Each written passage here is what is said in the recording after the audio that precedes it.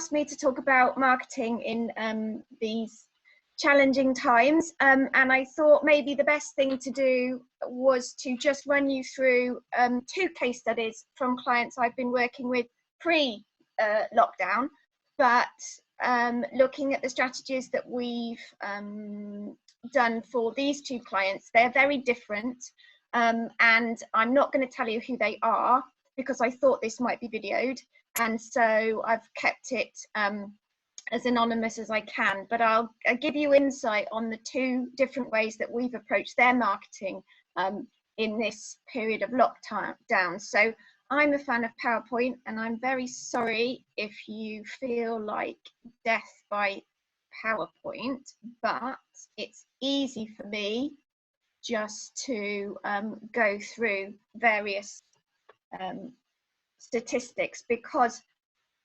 marketing, I think, is seen as something that is always a spend and not an investment, and I am all about proving its worth where we can.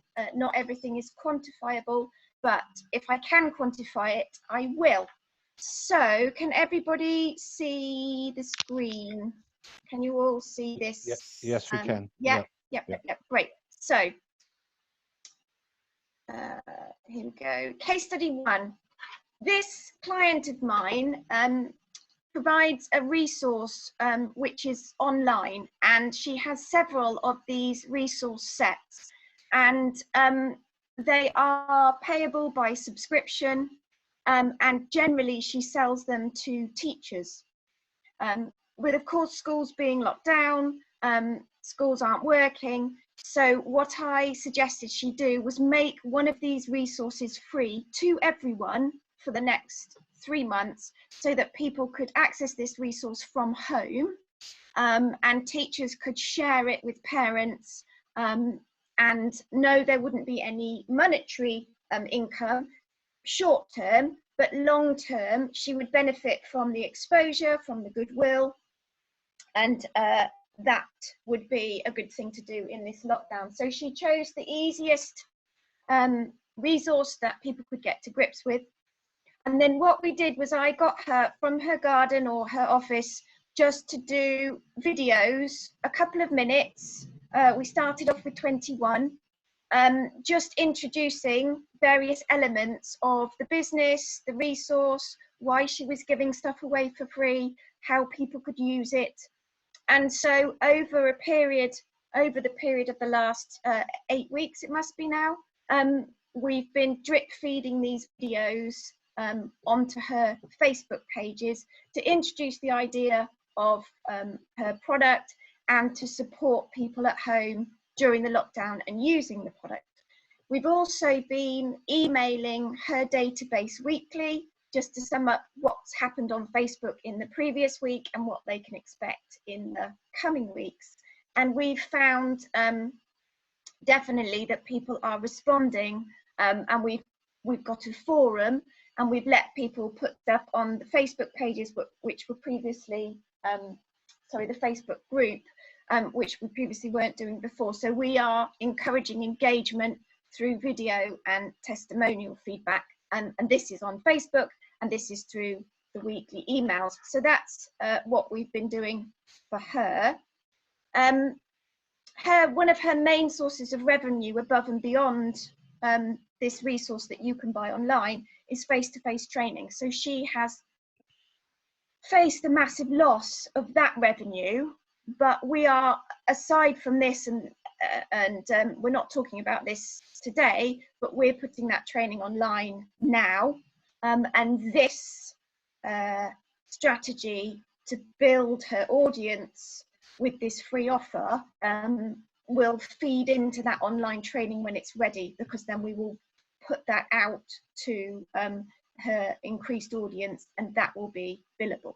So in terms of results, this is her stats from her website over the last 8 weeks compared to the previous 8 weeks, so pre-lockdown.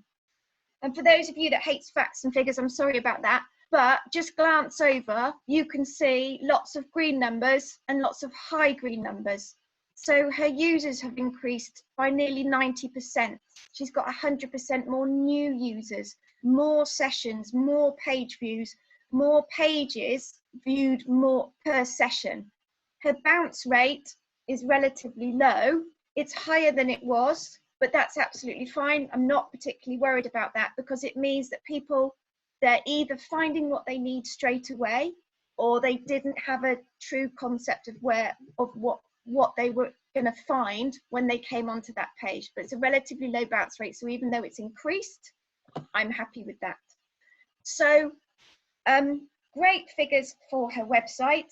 And if you look at the more brightly coloured pie charts, what I like to see is on the figure at the top, or the figures of the top between March and May, she's getting much more direct traffic and much more social traffic, which is an indication to me that word is spreading.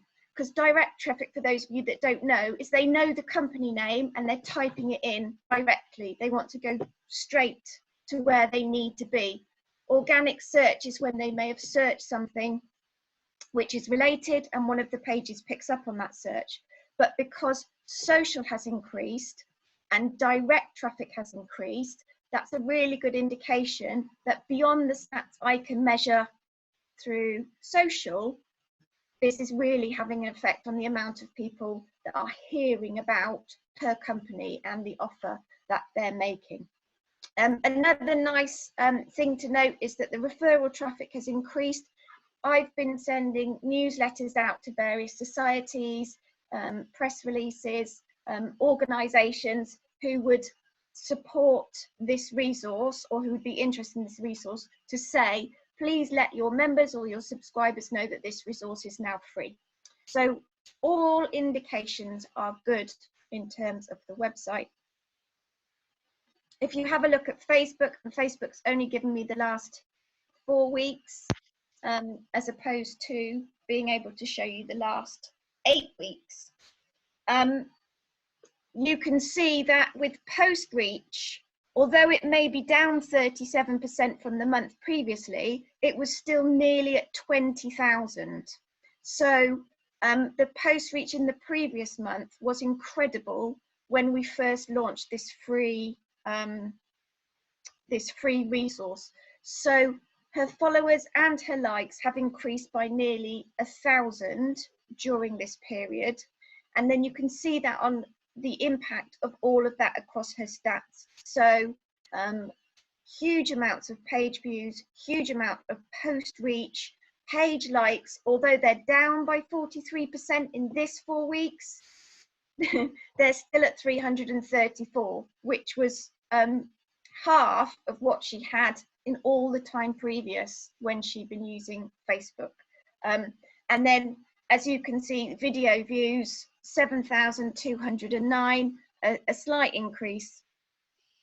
But it shows us that her message is really getting out there and is being received well, and is being shared. And more importantly, because engagement is high, even though the figure shows there's been a reduced, that's fine. I don't mind that it's reduced if it's reduced down to 2,865, because engagement's gone up, reach will continue to rise, and more people will see more of what she's posting as long as we can keep this up.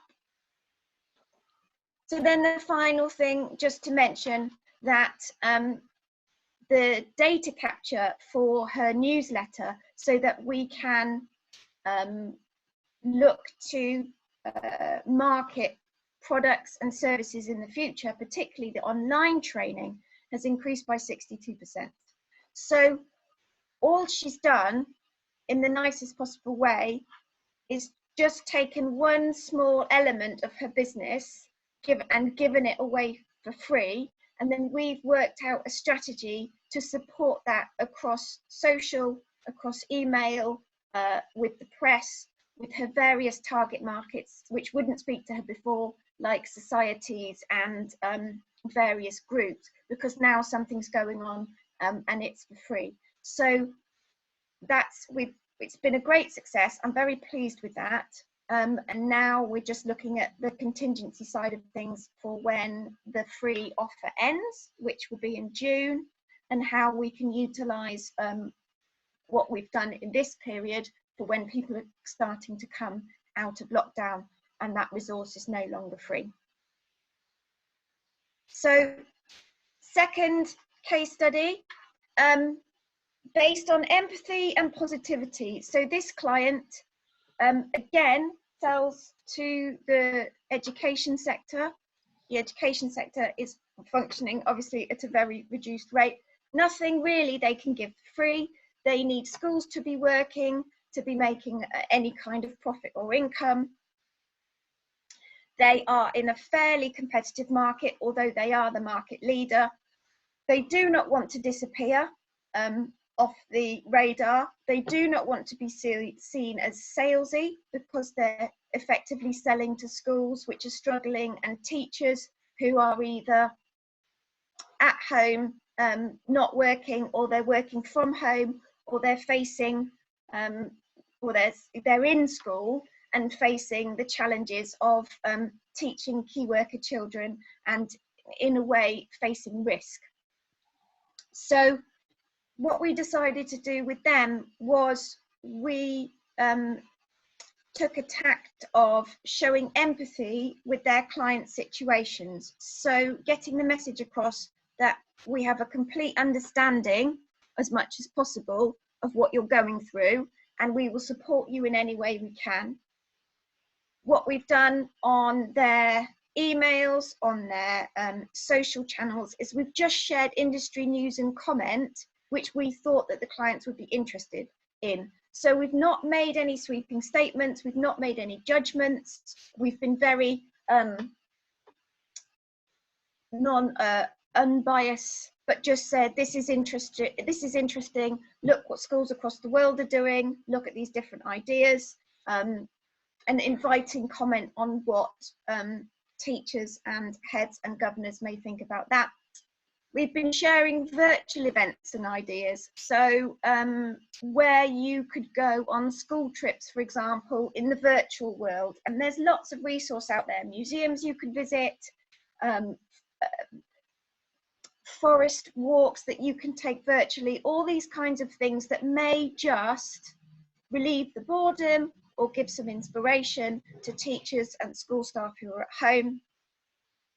We've taken the time to write and educate the school sector on industry issues which they may not understand. So we've really looked at producing content which will help them in the future make difficult decisions, particularly where legal concerns or compliance concerns or safety concerns are, things that you may not have the time to do in normal situations because you're launching a product or you're, constantly sell in the nicest way. So we've really taken a tact of being, we're here, we're going to support you, and we're going to start providing this educational material for you.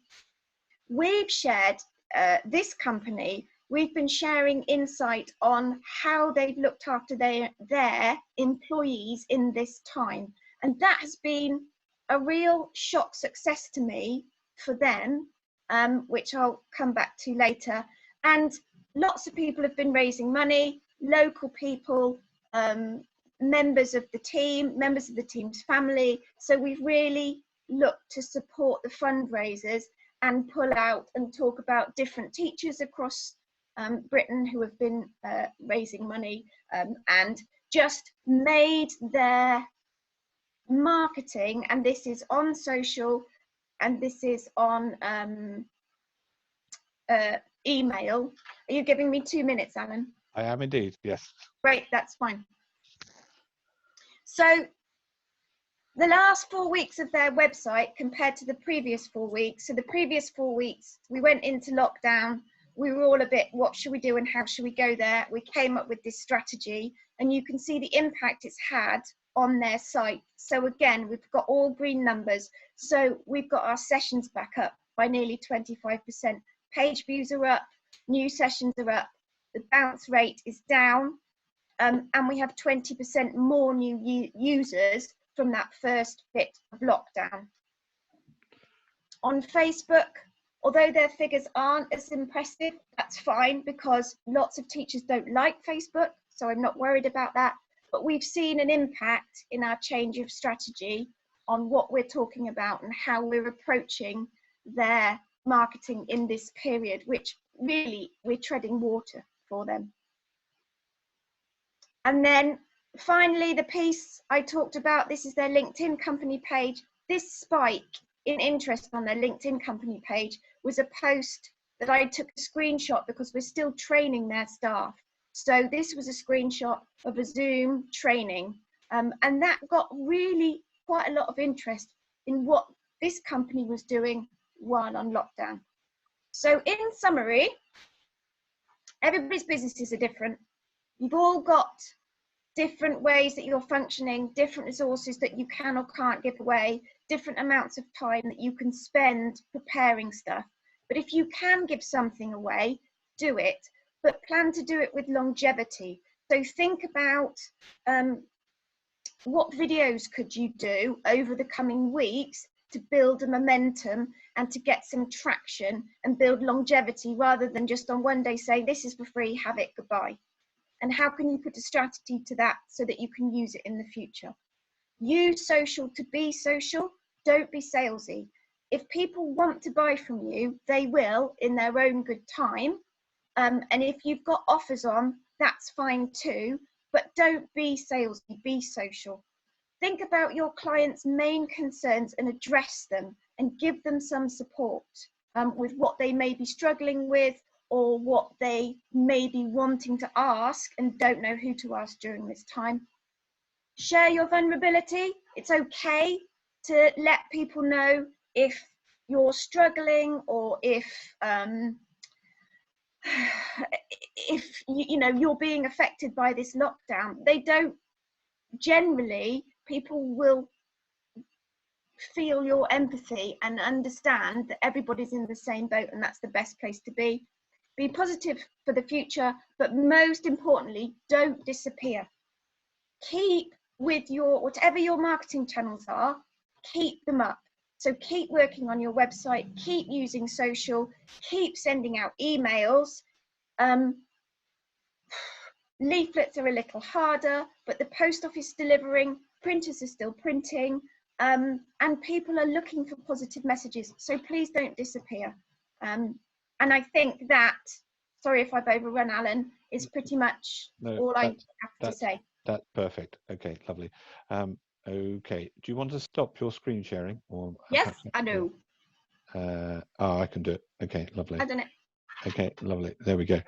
Right, well, we do have some questions in the chat box. If I read them out and then, okay, so Fiona said, what is bounce rate again, please? Oh. Case 2, who is their target market? I don't believe many teachers are on LinkedIn either. Okay. So bounce rate is when somebody comes onto a page and immediately leaves. So it can be seen a couple of ways. They might have come onto the page, they're looking for a phone number, they've got it and they go. Not very often with a mobile does that happen. So it either means they found what they wanted immediately, they didn't need to go anywhere else and they've gone, but more often it means they didn't find what they wanted and it wasn't what they were expecting, so they just leave. You really don't have much time to convert people on a website.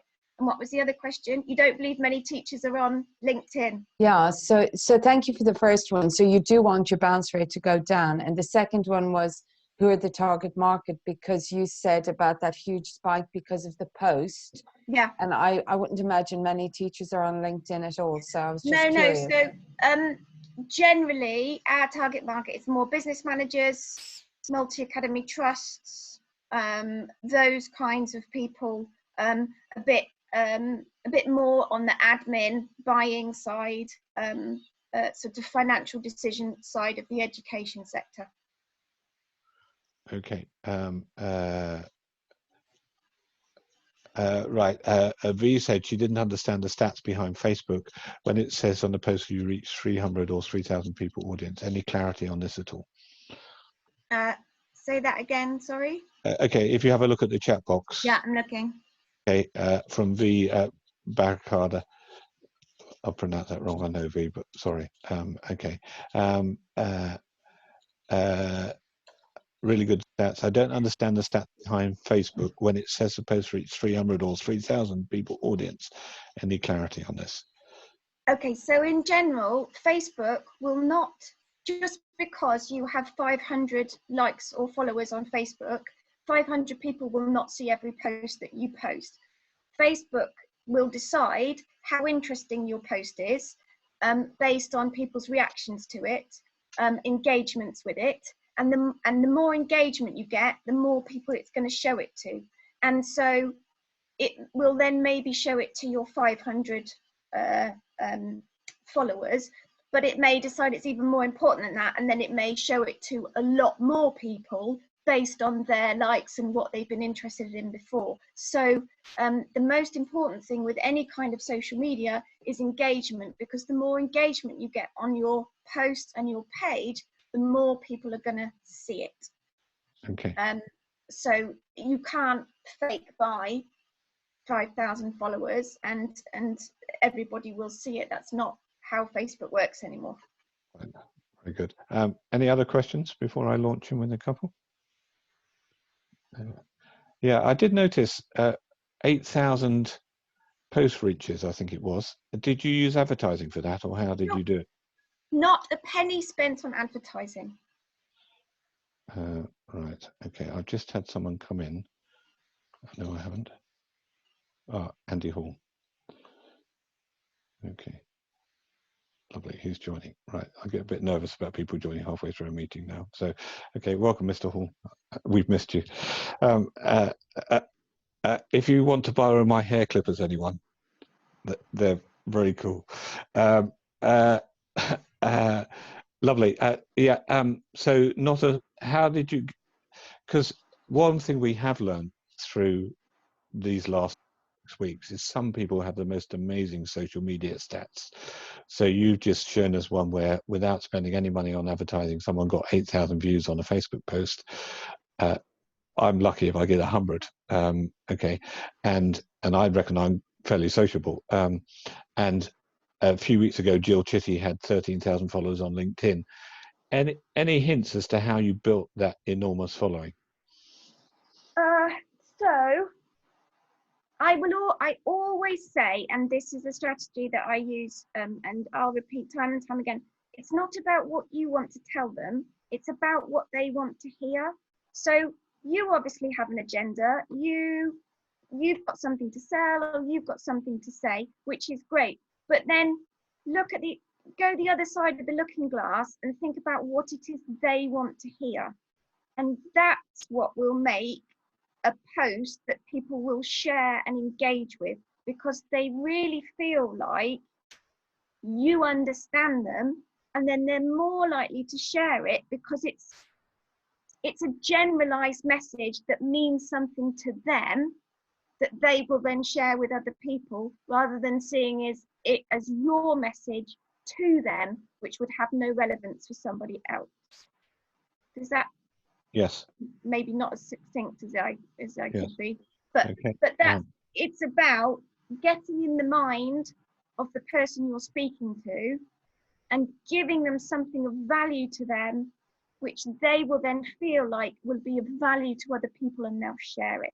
So rather than just give this resource away for free, the videos were things like, you can't mess it up.